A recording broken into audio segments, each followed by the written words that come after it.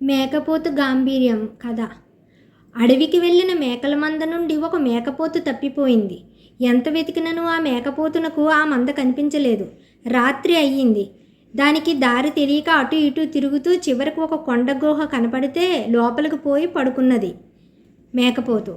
కొంతసేపటికి ఆ గృహలో నివసించే సింహం తన నివాస స్థలానికి వచ్చి తన గుహలో పడుకున్న మరో జంతువుని చూసింది. చీకట్లో మేకపోతు కళ్ళు మిలమిలా మెరుస్తున్నాయి. పెద్ద గెడ్డము, వాడి కొమ్ములు ఉన్న ఆ వింత జంతువును చూడగానే సింహానికి కొంత భయం కలిగింది.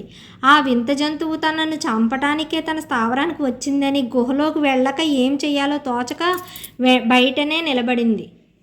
మేకపోతు కూడా సింహాన్ని చూడగానే గుండెల్లో గుబులు బయలుదేరింది. సింహం కూడా తనను చూచి భయపడిందని గమనించి మేకపోతు తన భయాన్ని బయటికి కనపడనీయకుండా ప్రాణాలను గుప్పిట్లో పెట్టుకుని అందులోనే ఉండిపోయింది. సింహం బారి నుండి ఎలా తప్పించుకోవాలా అని ఆలోచిస్తూ తెల్లవారుతుండగా మేకపోతు ధైర్యం కూడగట్టుకుని గుహ ముందుకు వచ్చి, ఎవరు నీవు అని గద్దించింది సింహాన్ని. నేను సింహాన్ని, మృగరాజుని అని భయంతో అన్నది ధైర్యం కూడగట్టుకుని.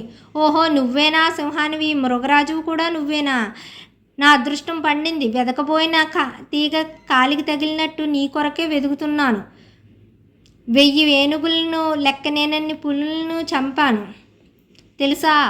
సింహాన్ని చంపే వరకు ఈ గడ్డం తీయనని భీష్మ ప్రతిజ్ఞ చేశాను. ఇప్పటికి నా దీక్ష పూర్తి అయినట్లే.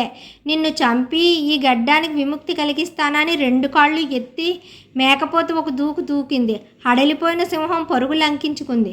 బ్రతుకు జీవుడా అని మేకపోతు అక్కడి నుండి వెళ్ళిపోయి అడవికి వచ్చిన మేకల మందలో కలిసిపోయింది.